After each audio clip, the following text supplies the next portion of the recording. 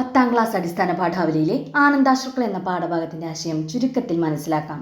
മലയാളത്തിന്റെ പ്രിയപ്പെട്ട എഴുത്തുകാരി സാറ തോമസിന്റെ നോവലാണ് മുറിപ്പാടുകൾ. ഇതിലൊരു അധ്യായമാണ് ആനന്ദാശ്രുക്കൾ എന്ന പാഠഭാഗം.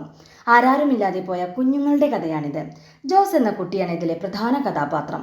5 വയസ്സുവരെ കർമ്മലീത്ത കന്യാസ്ത്രീകൾ നടത്തുന്ന ലിറ്റിൽ ഫ്ലവർ ഓർഫനേജിലാണ് അവൻ താമസിച്ചത്.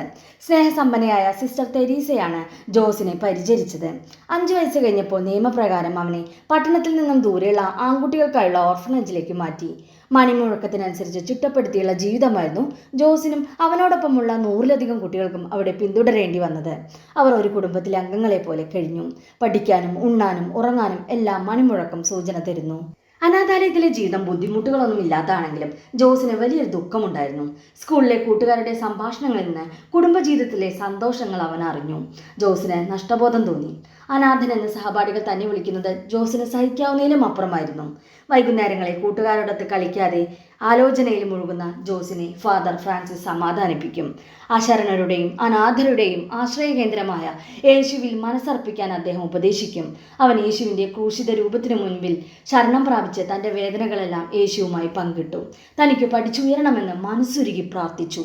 ജോസിന് സ്കൂൾ ഫൈനൽ പരീക്ഷയിൽ ഫസ്റ്റ് ക്ലാസ് കിട്ടണേ എന്നാണ് അവൻ എപ്പോഴും പ്രാർത്ഥിച്ചിരുന്നത്.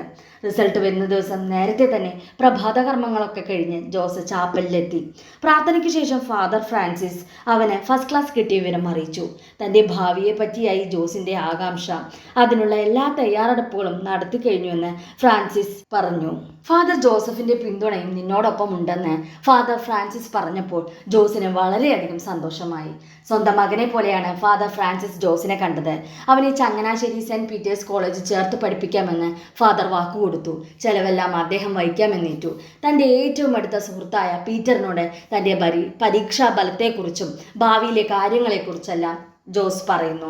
ആ കൂട്ടുകാർ രണ്ടുപേരും മനം നിറയെ സന്തോഷിക്കുന്നു. ഇതാണ് പാഠഭാഗത്തിൻ്റെ ആശയം. എല്ലാവർക്കും മനസ്സിലായല്ലോ?